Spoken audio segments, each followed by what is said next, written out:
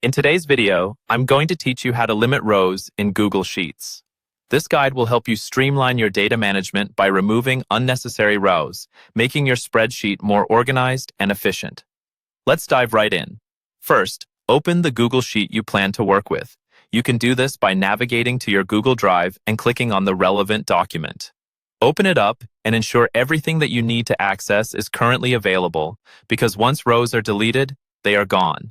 It's always good practice to double-check your data before making any changes. Next, select the row where you want your data to end. In this example, let's use row 8. Simply click on the row number on the left side of the sheet. You'll notice the entire row is highlighted, indicating that it's been selected.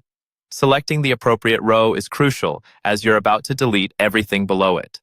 After selecting row 8, we'll move to the next step, which involves dragging your mouse. Place your cursor at the selected row number, then click and hold your mouse button.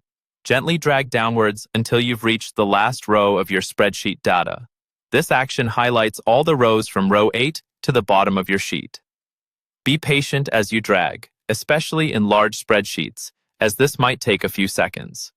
Once you've selected all the extra rows, the next step is to right-click on any of the highlighted row numbers. This action brings up a context menu with several options. Right-clicking is simply a way to access additional commands relevant to the area you've selected, making it a crucial step in this process. In this menu, you'll see an option that says Delete Rows 8-1000. Do not worry if the numbers differ. This option means you're about to delete all rows ranging from your starting point to the last row of data you highlighted. Carefully click on this option. Doing this will remove the selected rows permanently. Double-check that you've selected the right starting row to ensure you're not deleting important data. And there you have it. Your Google Sheet should now only display the rows you need, neatly trimmed to eliminate unnecessary data.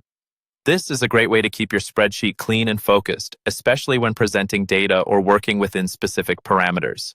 Remember, this method helps not only in managing data efficiently, but also in keeping your Google Sheets tidy and professional looking. Thanks for joining today, and with these steps, your Google Sheets management should become more efficient. Happy data managing, everyone!